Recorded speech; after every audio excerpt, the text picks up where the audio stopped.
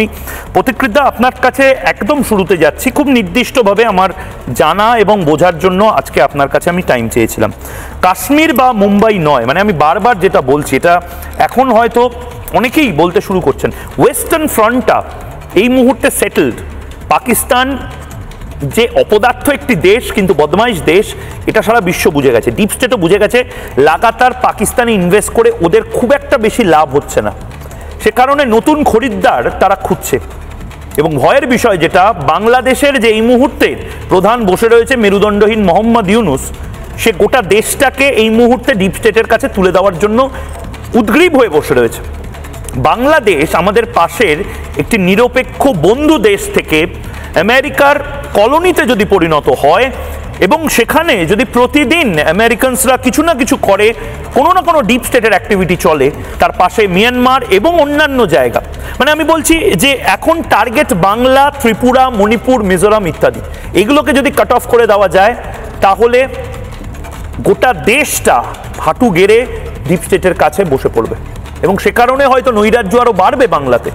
এই ভয়ঙ্কর আশঙ্কাও ভূ রাজনীতির সাথে জড়িত যারা, তারা করছেন। প্রতিকৃতি ময়ূক, প্রথমে একটা জিনিস বলি, এই যে পশুপতি টু তিরুপতি একটা যা মাওবাদীর একটা রেড করিডোর তৈরি করেছিল, যেটা গত 5 থেকে 7 বছরে পুরো ধ্বংস করে দিয়েছে সেন্ট্রাল গভর্নমেন্ট আমাদের, এবং তার জন্য অনেক আমাদের অভিনন্দন জানানো হচ্ছে সেন্ট্রাল গভর্নমেন্টকে।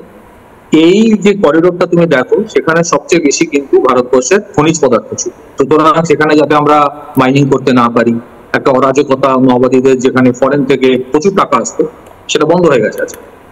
তারপরে দেখো কি হলো, মায়ানমারে সিভিল ওয়ার, বাংলাদেশ আর নেপালে রেজিম চেঞ্জ হলো, হঠাৎ করে সেভেন সিস্টার আমরা দেখছি বাংলাদেশের যে চিফ অ্যাডভাইজার আছে ডক্টর মোহাম্মদ ইউনুস বলতে শুরু করে যেন সেভেন সিস্টার একটা আলাদা দেশ।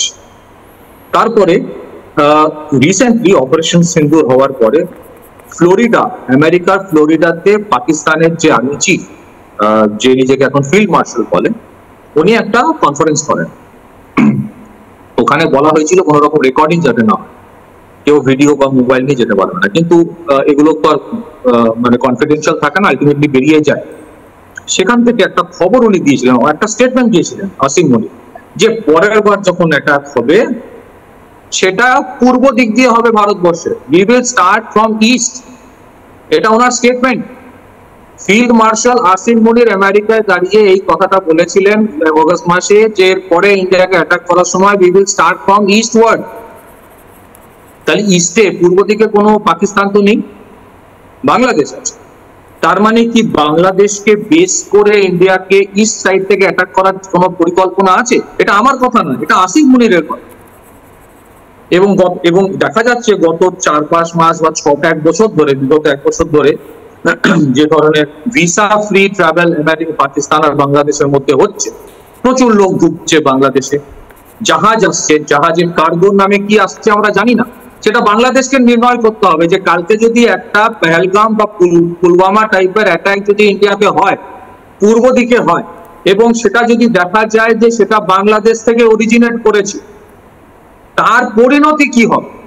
তার সেন্ট্রাল গভর্নমেন্ট অফ ইন্ডিয়া, তার উপর যে পাবলিক প্রেশারটা হবে যে তোমাকে কিন্তু এটারও রিভেঞ্জ নিতে হবে, সেটার জন্য পূর্ব দিকে আমাদের যে দেশগুলো আছে, যেগুলোকে হয়তো পাকিস্তান বলছে ওই দিক থেকে অ্যাটাকটা করাবো, তারা তার জন্য প্রস্তুত।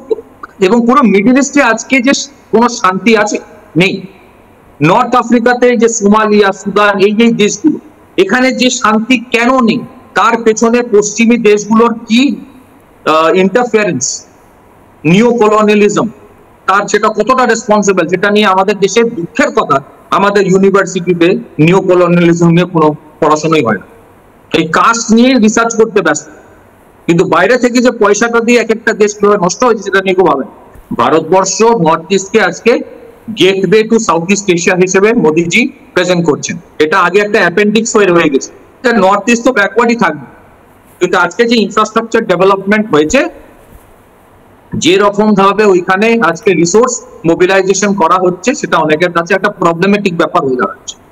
সুতরাং বাংলাদেশে গত 1 বছরে অনেক লোককে জেল থেকে ছাড়া দেওয়া হয়েছে, তাদের মধ্যে এমন কিছু লোক আছে তারা নর্থ ইস্ট ইন্ডিয়াতে নাশকতা করার চক্রান্তের জন্য জেলে গেছে। বেশ, মানে খুব ভয়ঙ্কর একটা কথা বললেন আপনি, যে পার্টটা দিয়ে শেষ করলেন। নানা ধরনের কন্টেন্ট দেখার জন্য লাইক করুন, শেয়ার করুন আমাদের ফেসবুক পেজ, সাবস্ক্রাইব করুন আমাদের ইউটিউব চ্যানেল। পাশাপাশি অন্যান্য ব্রেকিং নিউজের জন্য অবশ্যই চোখ রাখুন রিপাবলিক বাংলায়।